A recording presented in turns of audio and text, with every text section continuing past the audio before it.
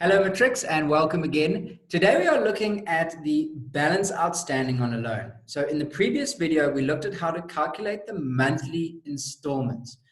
And so we're going to continue on with that question. For those of you who didn't watch that video, we were looking at Chapel who took out a home loan for 20 years and it was the value of the loan was 1.5 million, and they asked us to work out the monthly repayments, which we did. So if you don't know how to do that, check out the last video.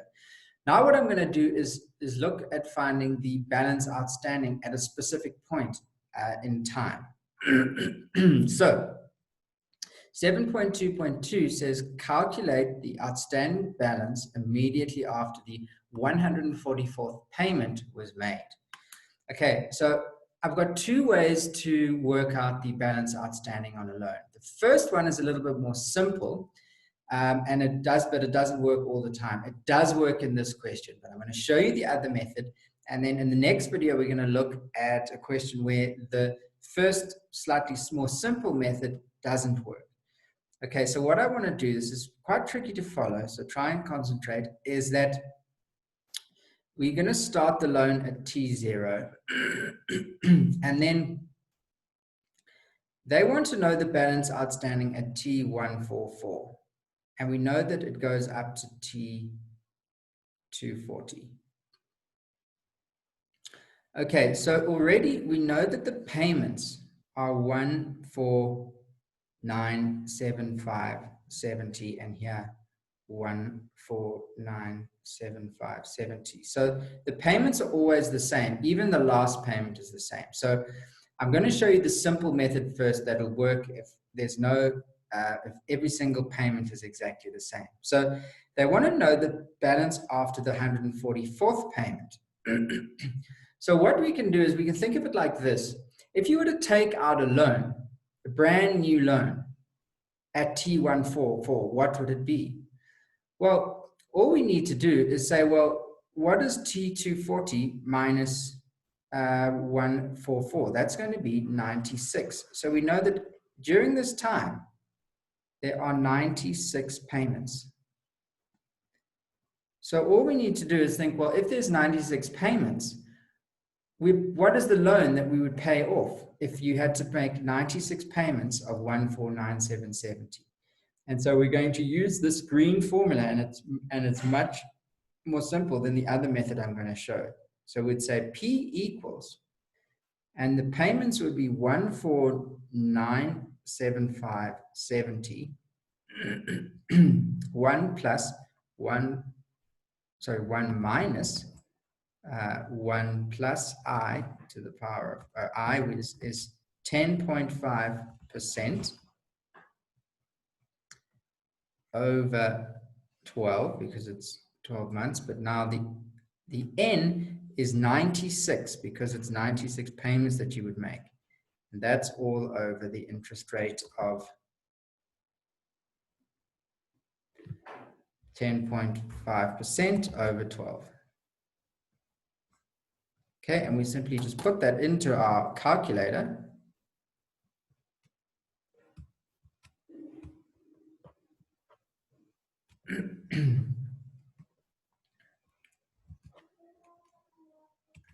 And so we do it into a calculator and we get 969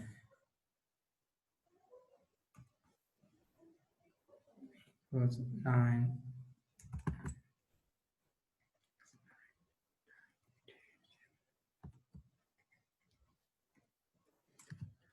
927 74.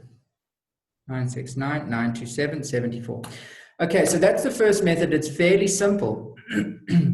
But now I want to show you the second method, which is trickier to follow, but it works every time. And I'll tell you why it won't always work. Say you decided that, say Chapel decided that he wanted to make payments of 15,000 Rand a month, so to pay it off sooner.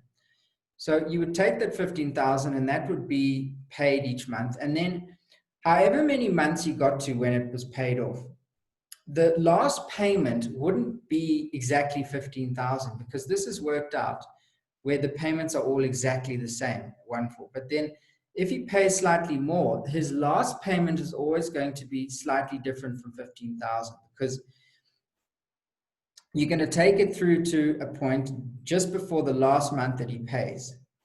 And it's not going to work out that the last payment will be exactly 15,000, because you are basing it on 15,000 rather than a specific number of time periods. So I'll do a question like that if that didn't make sense in the next lesson or next video, so that you can see what I'm talking about. But for this question, all the payments are the same. However, this method will still work. So what I've done is I've written down the balance outstanding formula that I've got here, which is BO in purple. And then let's just talk about it quickly. All right, so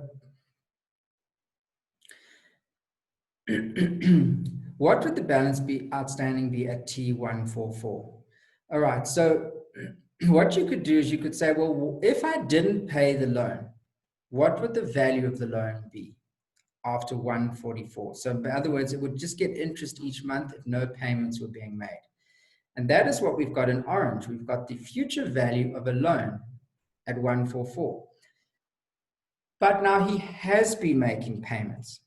So you could take those payments off the value of the loan. But of course, he's been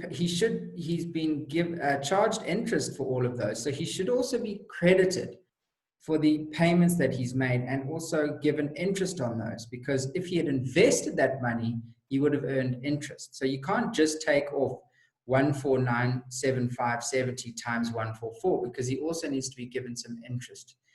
And so what we use is this blue formula, the future value. So as if he had invested the money at the same rate. And that's how we get the balance outstanding formula. So what we would do is we would say, right, the balance outstanding is equal to the value of the loan. So we're looking now at this point, T144. So we're not looking at 96. We're just taking the value at this point of the loan and figuring out what that was. So it would be 1.5 million. 1 plus the 10.5% over 12 to the power of 144. But he's been making payments. So we take the value of the payments, but we don't use the green because this is paying off a loan. We use the blue because that's the future value. And so that's taking into account and giving him credit for the interest that he would have got had he invested the money. So that's the X, which is 14975.70 multiplied by 1 plus the interest of 10.5% over 12 to the power of 144 minus 1 all over 10.5% over 12. Now, you're going to get a slightly different answer than the 969 by a few cents. And the reason for that is because we've rounded. In this question, 1497570, we actually got a value of 149,975.73.85. So it rounded up to 70 cents. So this rounding is going to have different effects when you use it over 144 and over 96 going backwards. So you will get a slightly different answer, but it is still a correct answer. The reason it's different is because of rounding. So expect to get a slightly different answer. So now what I do is I put this into my calculator. Okay, so the 1.5 million times 1 plus 10.5 over 12 equals, and let's actually write that down so we can keep track. So that's the bit in orange. So we're taking the bit in orange, this value of the loan after all that time. So if you hadn't paid anything, And we're taking off because we did pay something. Okay. And so we're going to subtract the bit that I've got in purple. So that's open brackets. Okay, there's another bracket here. Put it exactly as we see it. 1 plus, and then it's 10.5% over 12 to the power of 144 minus 1. And then we close that bracket. Over, and then we've got the 10.5% over 12.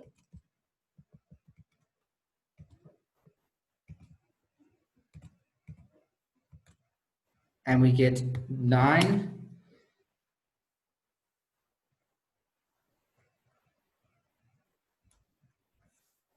So we get in orange, we get 9, 6, 9, 9, 6, 9, 9, 2, 7. So you see we get the same answer, but instead of 74, we get 14 cents, and that's because of the rounding. Okay, let's just quickly what the purple would have been. That would have been 929. So let's just put that in there. Minus 4289302.47. Okay, so that's if you want to just check and just practice on your calculator doing this as well, because a lot of people just lose marks for not putting it into their calculator properly, and so they've done all the work, then they don't enter it into the calculator in the correct way. So that's the balance outstanding on a loan. So you can see that the first way is much easier, but it doesn't always work. So if all the payments are the same, use the first way, but bear in mind that it's not always going to work. And you're going to see that in the next video, where I'm going to show you where the final payment is a little bit different from the other payments. And so you need to subscribe and like this video as well if you want to support the channel. But yeah, please subscribe so you get notifications on when I put these videos up. And I will see you in the next lesson. So good luck with the studying, and see you soon.